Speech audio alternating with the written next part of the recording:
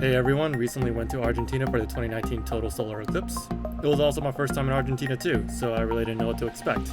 I hit up Chivilcoy, which is a city in the Buenos Aires region, Iguazu Falls, and of course Buenos Aires, the capital city of Argentina. So here are some highlights from the trips in no particular order. So I took a flight and landed in Ezeiza Airport, and the first major landmark I went to was the El Ateneo. But the full name of this place is El Ateneo Grand Splendid, which is considered to be one of the most beautiful bookstores in the world. And if you're hearing about this for the first time, it's not what you expect. It's not a Barnes & Noble or Borders. The entire store is a grand theater. The entire balconies have chairs and theaters for you to sit down and read books at your convenience, and on the center stage is a cafe with desserts and drinks. It really does show the classical architecture of Argentina. It's pretty awesome. Next up is the obelisk, one of the major landmarks in Argentina.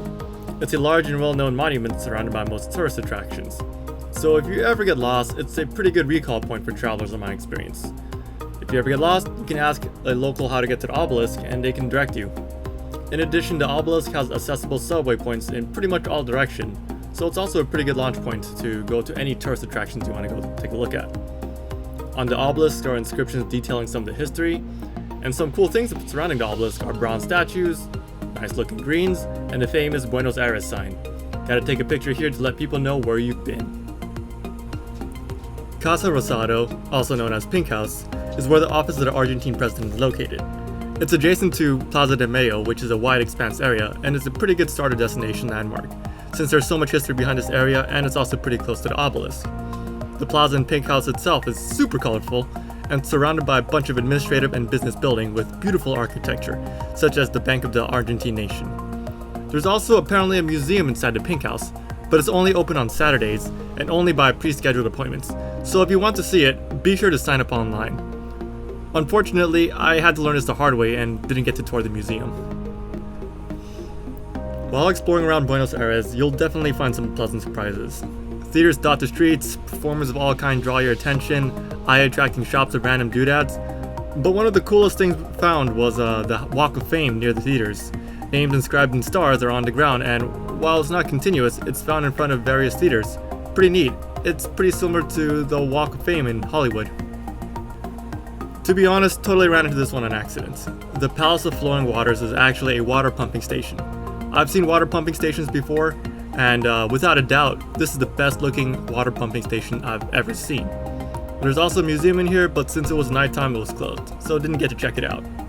So there's plenty of surprises in Buenos Aires, and one of the coolest things, right, was the El Retiro, which is the train station for Buenos Aires. If you're traveling the city of fair winds, you're going to be using this a lot. It's a grand design with fancy fast food around the area. It is beautiful, yes, but this is where the surprising thing happened, right? A marching band literally came out of nowhere and played music. Apparently it was a rare event and they were trying to give out a historical account of Buenos Aires. Would have sat and listened to it some more, but got a train to catch.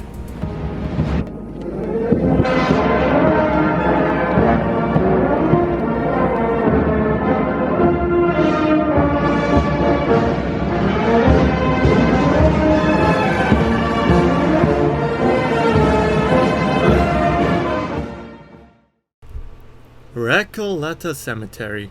Definitely one of the must-see places to check out if it's your first time in Buenos Aires. It's located in the Recoleta district and it's hauntingly ethereal and has some of the most famous and important people from Argentina interred in here, such as Ever Perón. The tombs and mausoleums are all chilling and entrancing to look at. Some of them are huge, some of them are modest, some of them are kept in pristine conditions, and some of them are falling apart, not very well kept. Particular note, keep an eye on colored glass windowed ones. Oftentimes you can find and finagle your way to a different angle and see it's not actually just a stained glass window, but it's a stained glass window with a picture on one end. And please, if you do visit here, don't litter, or anywhere else actually if you visit them. It goes without saying for all areas, but this is where I found water bottles and trash thrown into some of the tombs. El Tigre Delta. This place is further out from Buenos Aires and requires a full dedicated day for it. It's easily accessible by train, and once you get there, you're greeted with a calmly looking river. There's boat rides that can be found, and a nice money-saving tips is to not take the first boat ride you see. Walk out further down the river and you'll often find cheaper fares. In my opinion, the boat ride is alright, You'll spend a few hours going through a delta and seeing all the cool looking houses and buildings constructed along the banks. You know, it's worth a watch if it's your first time. It's really relaxing to experience the river, but don't be afraid to explore off the conventional route. Reason why is because I wouldn't have found a museum of mate otherwise. It's a small museum with an affordable entry fee. You go in and learn what mate is. If you don't know what mate is, here's a quick summary. It's a popular South American caffeinated herbal drink that is drunk through a unique gourd and metal straw. You want to learn more? Go search the internet. Or better yet, go visit the Museum of Mate. The entire museum itself isn't terribly large. It's about the size of 2 small houses, give or take, but the assortment of type of mates, the different gourds, and the straws they use, it was really fun to look at, really unique and interesting. Maybe I'm overhyping it, so I'll give it a realistic time window to curb it down. It's about 30 to 45 minutes to fully explore the museum. It really isn't that big. But of the places around El Tigre, it's probably my favorite just because of how unexpected and quaint it was. You'll know when you're in La Boca because the ground and buildings are loud, wild hues. The walls are adorned with the craziest street arts and murals, and there's some pretty good spots to eat here too. I highly recommend checking out La Boca while in Buenos Aires. It's also next to the river, so if you want a nice retreat from the bustling parts of La Boca, just walk towards the river and find a bench. It's pretty calming. The Teatro Colón earned itself the distinction as one of the top 5 opera houses in the world. To be fair, this is the first time I've ever been in an opera house, but it also set the bar ridiculously high. Everything about this place is upscale and fancy. Go in, you're greeted with marble flooring, fancy chandeliers, a small mini-museum of old opera artifacts such as dresses and props. If anything, it feels like that one moment from The Wolf of Wall Street or The Great Gatsby, or anything with Leonardo DiCaprio and a fancy suit. It's that fancy. I got a side balcony seat. Not the absolute best one, but still pretty good. Watched the orchestra and met some pretty cool people. The Teatro Colón's acoustic is pitch perfect and carries through in both directions. You hear every single note played from the performers. All the highs, all the lows, all the keys reached by the opera person, and the acoustic of this place is that good. And the seats in the balcony were velvety and comfy to sit on, and they were movable. Each balcony seats 6 people, so if you're going to be traveling as a group, keep that in mind. Art is definitely a high point at the Teatro Colón, from the dresses and costumes, to the statues and busts, to the painted ceilings, and if you look up from any seat in the Teatro Colón, you'll find a massive classical mural. Yeah, I can see why the Teatro Colón's rated super high by pretty much every publication. It pretty much really set the standard really high. Holy moly, Iguazu Falls is a treasure for Argentina. You know it's gonna be good when off the bat I straight up state that. There are plenty of places to stay around Iguazu Falls, but one of the most interesting one, and the one I stayed at, was this ecological forest one. The hotel is literally built into the edge of the rainforest. Granted, the outside isn't exactly the cleanest, but you know, it's built into a wall of nature. Inside, the rooms were well maintained and pretty cozy for what it is. It was an experience to walk out onto the balcony and see fruits and animals and all kinds of cool things. Near the Iguazu Falls is a small town. If you ask around, you can get what is some of the best Argentine cuisine around.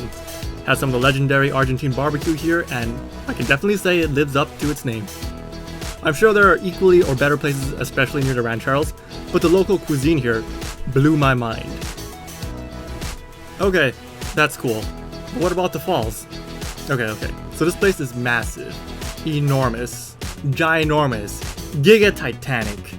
There are multiple ways to experience the waterfall, but the top 2 recommended way is once at the top and once at the bottom. Took a train to the top of the waterfall, and there will be steel pathways to the edge of the waterfall.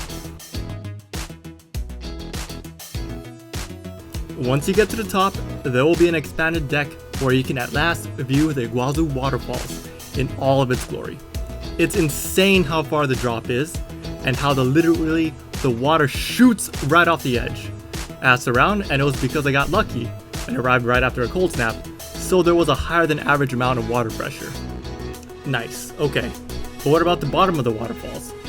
This is where money is well spent. It's a bit pricier than the rest of Argentina to take the boat ride at the bottom of the waterfall, but it comes with a tour-guided bus, so you get what you pay for. You get to explore parts of the woodlands area and get to go to the bottom of the waterfall. Once you get to the river banks and climb onto the boat, I'm just letting you know, make sure you have a change of clothing and pick up the plastic ponchos and bags they give you. They're giving you bags for a reason. You're gonna be soaked. So then you hop onto the boat and get to travel in style. Once the boat takes off, you feel like you're part of the King Kong expedition. You'll also pass by the Brazilian launch point for the waterfall. You'll eventually see it. See what, you may ask? Not King Kong. You're not hunting that beast. You're hunting after Iguazu waterfalls. The boat ride speaks for itself. The waterfall towers over you like the river Argonauts scene from Lord of the Rings. You know when in the Fellowship of the Ring when they're traveling along the rivers and there are these two giant statues? It's pretty much like that. You get to experience two separate sections before the boat operator takes you into what they dub the baptism. This is where they get as close as they can to the waterfalls and you're gonna get blasted soaked with water. But then they repeat this for the other section of the waterfall.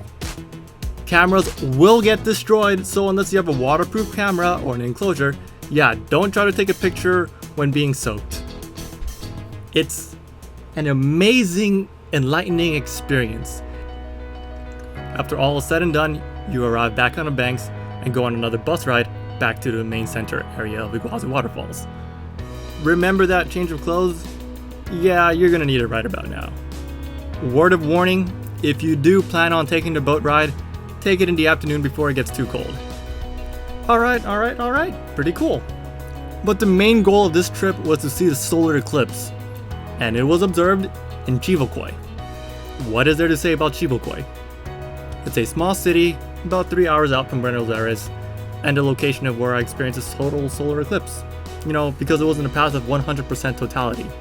Took a bus ride out for about 3 hours and you get to see how the countryside of Argentina is. The town, to be completely honest, it's fairly unremarkable. There were some monuments here and there, but they were also very reminiscent of the ones in Buenos Aires. The lodgings are also more of a rough hostel as well, so if quality of lodging is something that you're focused on, then Chivilcoy is still developing. So, what makes Chivilcoy special? I'll tell you what made Chivilcoy special. The total solar eclipse and the people I experienced it with. So story time. I actually bought spare solar eclipse glasses with me for this event, because people tend to forget about them. And then I picked the Plaza of the Sun in Chivilcoy to observe it.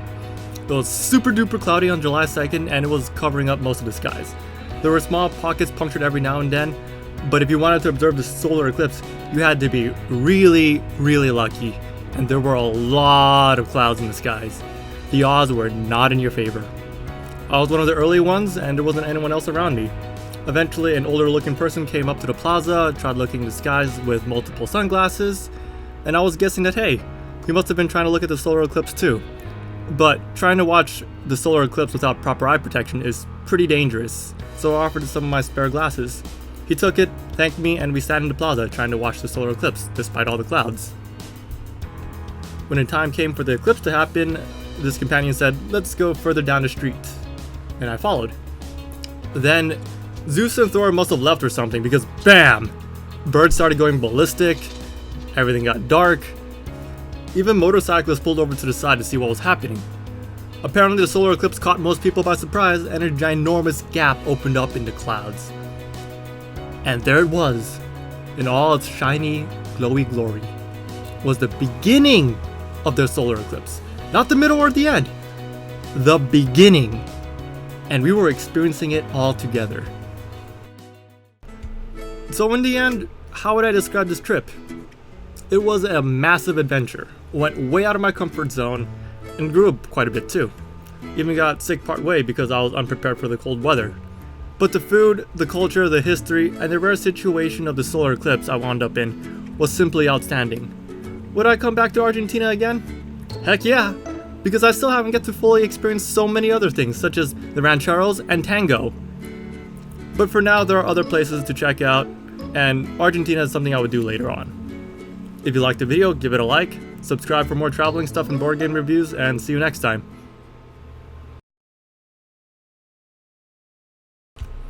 Behold the power of the sun.